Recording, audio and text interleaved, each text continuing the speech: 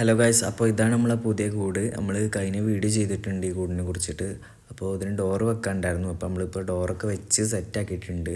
ഇനി ഇതിൻ്റെ ഉള്ളിൽ നമ്മളൊരു ഷീറ്റ് വിരിക്കണം. അത് കഴിഞ്ഞിട്ട് പാത്രവും കുപ്പിയൊക്കെ വെക്കാനുള്ള സെറ്റപ്പ് ചെയ്യണം. അത് കഴിഞ്ഞിട്ട് കോഴിക്കുട്ടികൾ അതിൽ കൊടുന്ന് ഇടാൻ പോവുകയാണ്.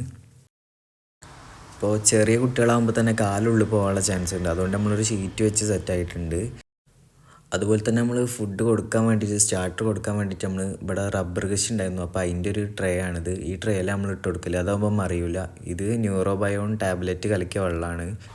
കോഴി വിരിഞ്ഞ പിറ്റേ ദിവസം തന്നെ ഒരു കുട്ടി ചത്തുപോയിട്ടുണ്ടായിരുന്നു. അത് നമുക്ക് എന്താണെന്ന് അതിൻ്റെ കാരണം അറിഞ്ഞിട്ടുണ്ടായിരുന്നില്ല.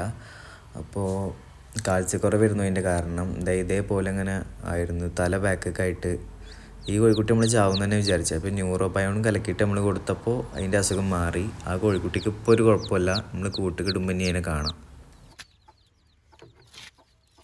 അപ്പോൾ ഇനി ഈ കോഴിക്കുട്ടികളൊക്കെ എടുത്ത് നമുക്ക് ഈ കൊട്ടയിൽ ഇടാം.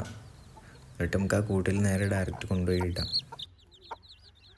ഈ തള്ളക്കോഴി ഇന്ന മാത്രമേ ഉള്ളൂ കൊത്താത്ത, ബാക്കി എല്ലാവരെയും കൊത്തും. ഇത് നോക്കണോണ്ടാന്നറിയില്ല, ഇന്ന മാത്രം കൊത്തലില്ല. ബാക്കി എല്ലാ കുട്ടികളെയും വലിയ ആൾക്കാരൊക്കെ ഇത് കൊത്തലുണ്ട്.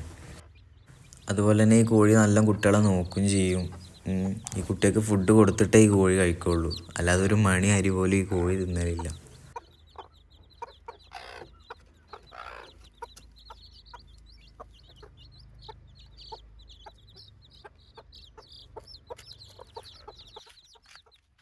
അപ്പോൾ 11 കുട്ടികളത്തെ ഒരു കുട്ടി ചത്തുപോയിരുന്നു എന്ന് നേരത്തെ പറഞ്ഞില്ലേ. അപ്പോൾ ഈ 10 കുട്ടികളെ നമുക്ക് ഇനി നേരെ ആ കൂട്ട് കൊണ്ടുപോയിട്ട് ഇടാം.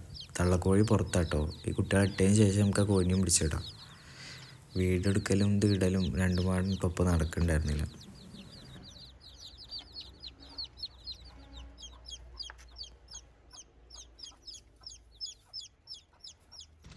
അപ്പം ഇനി ഈ തള്ളക്കോഴിനും കൂടി നമ്മൾ കൂട്ടിലേക്ക് ഇടുക കേട്ടോ.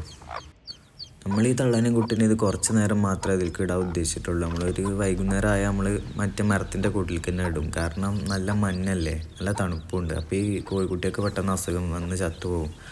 അതുകൊണ്ട് നമ്മൾ എന്തായാലും മറ്റേ കൂട്ടിൽ തന്നെ ഈവനിങ് ആയാൽ മാറ്റും.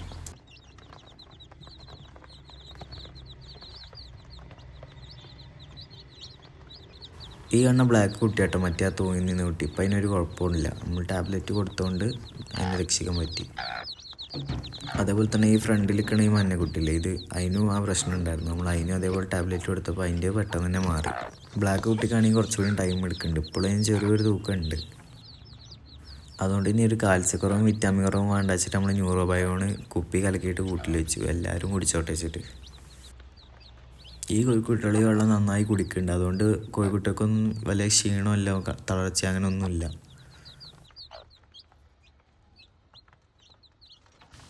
അപ്പം ഇനി നമുക്ക് കുറച്ച് സ്റ്റാർട്ടർ ഇട്ടൊക്കെ എന്താ അവസ്ഥ നോക്കാമല്ലോ. സ്റ്റാർട്ടർ ഇട്ടപ്പോൾ തന്നെ കോഴിക്കുട്ടികളൊക്കെ വിളിച്ച് സ്റ്റാർട്ടർ കഴിക്കുന്നുണ്ട്.